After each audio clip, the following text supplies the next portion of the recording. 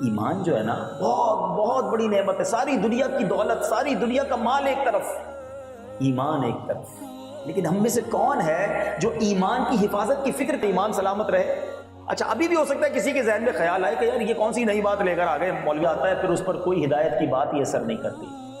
تو جو کثرت سے گناہ کرتے ہو گئے نا، شیطان ہے نا، کہتا ہے یار یہ کون سا مولانا صاحب دین لائے، دو چار جملوں حکومتیں ہیں، ایسے ادارے ہیں جن کے خلاف بات کرو تو غداری کا مقدمہ بن جاتا ہے. آپ بھی کہیں دو چار جملے ہی تو کہتے نہیں، آپ کی باؤنڈری ہے. بینگ اے سٹیزن آپ اتنی بات کر سکتے ہیں، اتنی نہیں کر سکتے.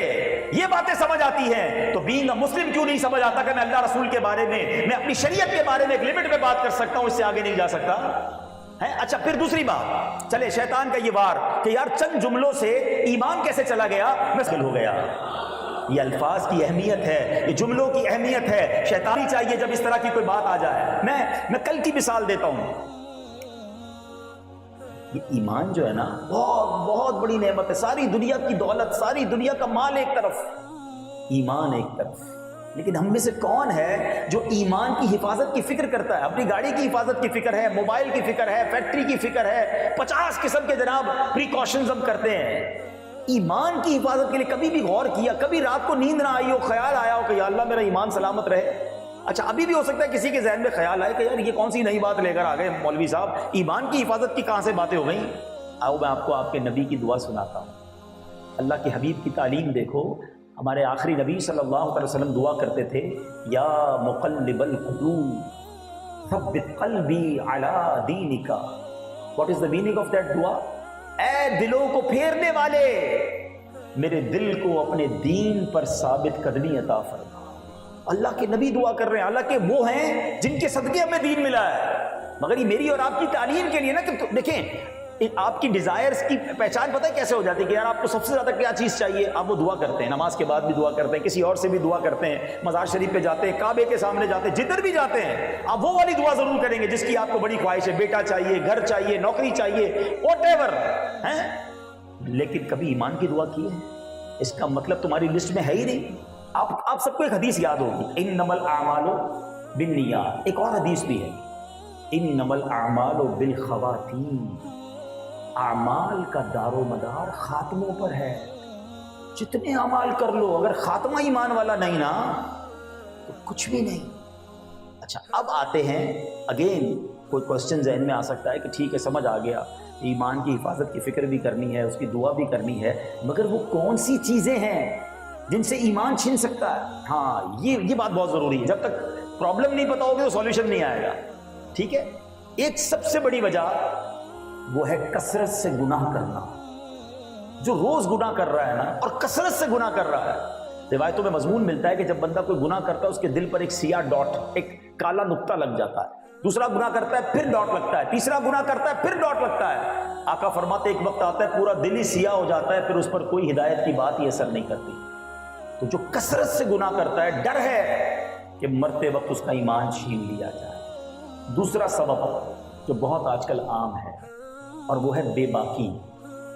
اب جوکس کے اندر، کامیڈی کے اندر، گانوں کے اندر سازش کی گئی ہے، ایسے الفاظ ڈال دیے گئے کہ جس میں اللہ رسول کی، جنت کی، دوزخ کی، فرشتوں کا مذاق اڑایا جاتا ہے.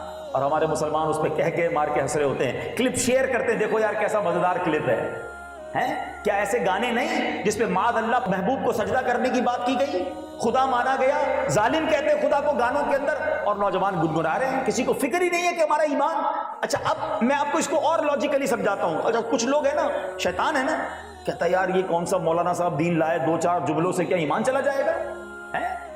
دنیا میں کسی بڑی فورس، بڑی ایسی حکومتیں ہیں، ایسے ادارے ہیں جن کے خلاف بات کرو تو غداری کا مقدمہ بن جاتا ہے. آپ بھی کہیں دو چار جملے ہی تو کہتے نہیں، آپ کی باؤنڈری ہے. بینگ اے سٹیزن آپ اتنی بات کر سکتے ہیں، اتنی نہیں کر سکتے. یہ باتیں سمجھ آتی ہیں تو بینگ اے مسلم کیوں نہیں سمجھ آتا کہ میں اللہ رسول کے بارے میں اپنی شریعت کے بارے میں ایک لمٹ میں بات کر سکتا ہوں، اس سے آگے نہیں جا سکتا ہے. اچھا پھر دوسری بات، چلے شیطان کا یہ وار کہ یار چند جملوں سے ایمان کیسے چلا گیا. میں 70 سال سے کلمہ پڑھ رہا ہوں کہ ایک جملے سے میں ایمان سے باہر ہو گیا. تو میں آپ سے پوچھتا ہوں، جو ہانگ کانگ کے بستر پر 70 سال سے کفر کر رہا تھا، ایک ہی تو جملہ کہا تھا، لا الہ الا اللہ محمد الرسول اللہ، وہ کفر کی وادی سے نکل کر ایمان کے نور میں داخل ہو گیا. یہ الفاظ کی اہمیت ہے، یہ جملوں کی اہمیت ہے، شیطان کے اس وار کو سمجھو۔ ایک اور مثال دیتا ہوں، ایک عورت جس کو آپ نہ جانتے نہ پہچانتے ہیں، دو گواہوں کی موجودگی میں آپ 3 بار جناب اس سے اقرار کرتے ہیں، ایجاب و قبول کرتے ہیں، اس کے بعد وہ عورت جو انجان تھی چند جملوں کے بعد آپ کی زوجہ بن جاتی ہے، اور اسی عورت کے ساتھ 50 سال کوئی گزارے، اس کے کئی بچے ہو جائیں، 3 جملے کہہ دے تو کیا ہوتا ہے؟ وہ عورت اجنبی ہو جاتی ہے، جملوں سے تو گیم ہی بدل جاتی ہے جناب۔ تو پھر یہ کیوں سمجھ نہیں آتا؟ اب میری لمٹ ہے، میرے پاس کوئی ریڈ لائن ہے جس کو کراس نہیں کر سکتا میں، ورنہ میرا ایمان چلا جائے۔ اور فکر کرو نا، پوچھیں علماء سے کہ میری لمیٹیشنز کیا ہے، میں کیا کہہ سکتا ہوں کیا نہیں کہہ سکتا۔ زبان لرز جانی چاہیے جب اس طرح کی کوئی بات آ جائے۔ میں کل کی مثال دیتا ہوں، میں ایک جگہ بیٹھا تھا، اب یقین کریں میں اب تک افسوس میں ہوں۔ ایک صاحب تھے اور سیلاب پر بات چلی، پتہ کیا جملہ کہا انہوں نے؟ کہتے مجھے سمجھ نہیں آتا یہ اللہ پاک غریبوں کے ساتھ ایسا ظلم کیوں کرتا ہے، غریبوں پر ہی فلڈ آتا ہے۔ میرے تو رونگٹے کھڑے ہو گئے، اللہ کو ظالم کہنے والا ایمان سے خارج ہو جاتا ہے۔